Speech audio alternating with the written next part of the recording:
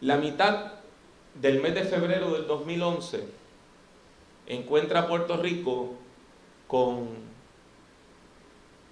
poco más de 150 asesinatos. De acuerdo a lo que se dijo ayer, amanecemos hoy, día 13, con 151 asesinatos.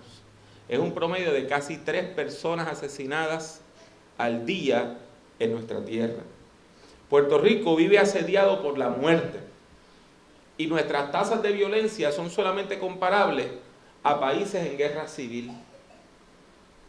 Y uno se pregunta, ante esa situación, si la Biblia como palabra de Dios tiene alguna enseñanza para nosotros en medio de una situación de tanta muerte y violencia. Nosotros nos preguntamos, y la buena noticia es que la Biblia nos dice que sí, que tiene palabra de Dios para un pueblo en crisis como el nuestro. La Biblia tiene textos que nos hablan de la vida y del valor de la vida. Y uno de ellos está en Deuteronomio capítulo 30. Pero antes de pasar a hablar de ese pasaje, tenemos que hablar un poquito acerca del contexto, donde se encuentra ese pasaje bíblico. Los primeros 5 libros de la Biblia se conocen como el Pentateuco. Los judíos lo llaman de manera distinta, le llaman a esa colección de libros la Torá. Torá es una palabra hebrea que quiere decir 2 cosas, ley, pero sobre todo quiere decir enseñanza o instrucción. Por lo tanto, en estos libros tenemos la enseñanza e instrucción divina para todos nosotros. Estos libros narran los relatos de la creación, los orígenes del mundo, la liberación del pueblo de Israel del yugo de opresión en Egipto y cómo el pueblo peregrinó por el desierto en preparación a entrar a la tierra prometida. También tiene varias colecciones de leyes que están agrupadas en distintos lugares. Dentro de la colección, el libro del Deuteronomio ocupa un lugar muy importante, porque es el 5.º libro, es el que cierra la colección. Y, por lo tanto, como viene al final, sirve de conclusión y resumen a toda la Torá, a todo el Pentateuco, a los 5 libros primeros de la Biblia, conocidos también como los libros de Moisés. Por ejemplo, en Éxodo 20 encontramos los 10 mandamientos, se repiten en Deuteronomio capítulo 5. Del mismo modo, esto no es una mera repetición, sino que es una reinterpretación de la fe de Israel. No solamente se vuelve a narrar lo que ocurrió antes, sino que se pone bajo una nueva luz. Y bajo esa nueva luz, nosotros comenzamos a comprender el mensaje de Dios de una manera novedosa. Por eso se llama Deuteronomio, que en griego quiere decir la segunda ley. Lo que tenemos aquí es una nueva forma de entender la relación entre Dios y su pueblo. En los últimos capítulos del Deuteronomio, Dios reafirma su pacto con el pueblo de Israel. El pueblo está a punto de entrar a la tierra prometida y Dios lo que hace es que consolida un pacto con su pueblo. Y nos tenemos que preguntar ¿qué es un pacto? Un pacto es un acuerdo o es un contrato que se establece entre Dios y el pueblo de Israel. El contrato es muy sencillo. Lo que dice es que Dios es el Dios de Israel e Israel es el pueblo de Dios. Se reconocen mutuamente por medio de este pacto. Como todo acuerdo o contrato, los pactos tienen derechos y tienen responsabilidades. Por ejemplo, si usted firma un contrato de alquiler de una casa, el contrato le da a usted el derecho a vivir allí, pero le da la responsabilidad de pagar una renta. Del mismo modo, en nuestra relación con Dios, nosotros tenemos derechos y responsabilidades. Lo único que el mensaje bíblico usa otro lenguaje. A los derechos le llama bendiciones. Y a las advertencias, en caso de que se rompa el pacto, se le llaman maldiciones. En este caso, queda claro que aquellas personas que afirman el pacto, que cumplen el pacto, que viven de manera agradable a Dios, reciben bendición. Pero quienes violan el pacto, quienes rompen la relación con Dios, quienes violentan su relación con Dios, se colocan a sí mismos bajo maldición.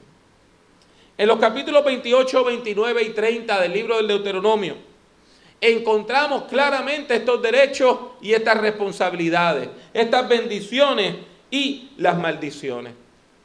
Bendiciones para el obediente y las maldiciones, no que Dios da, sino que trae con ella la idolatría.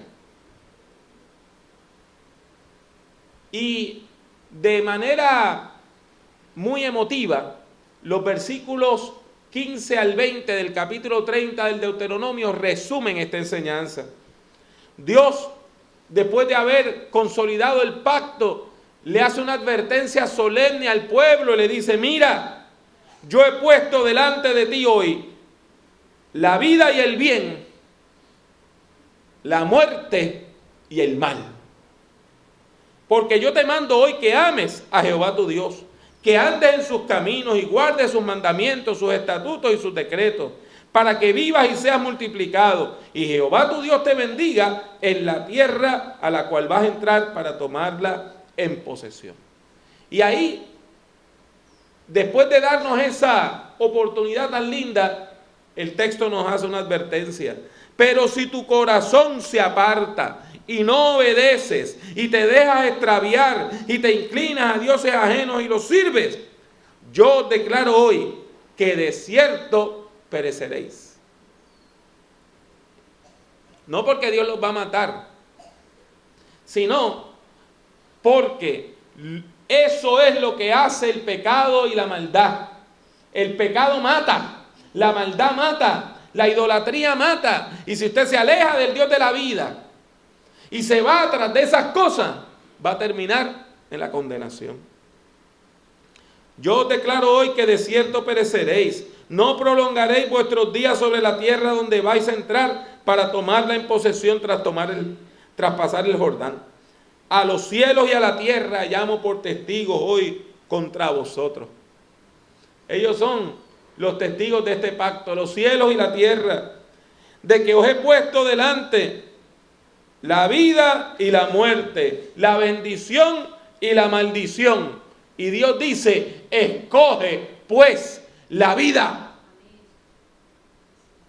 para que vivas tú y tu descendencia, amando a Jehová tu Dios, atendiendo a su voz y siguiéndolo a Él, pues Él es tu vida, así como la prolongación de tus días, a fin de que habites sobre la tierra que juró Jehová a tus padres, Abraham, Isaac y Jacob, que les había de dar. Mis hermanos, mis hermanas, qué mensaje tan claro, pero qué mensaje tan contundente, qué desafío divino. Escoge la vida, porque Dios es tu vida. Dios es quien da la vida, Dios es quien vivifica. Tú quieres vivir, acércate al Señor. Tú quieres una vida próspera, acércate al Señor. Tú quieres tener una vida larga y fructífera, acércate al Señor, porque Él es la fuente de todo bien.